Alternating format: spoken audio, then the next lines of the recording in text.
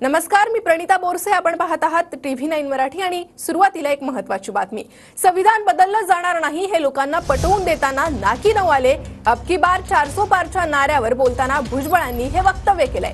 संविधान बदललं जाणार नाही हे मोदींनीही सांगितलं असंही भुजबळ म्हणालेले आहेत.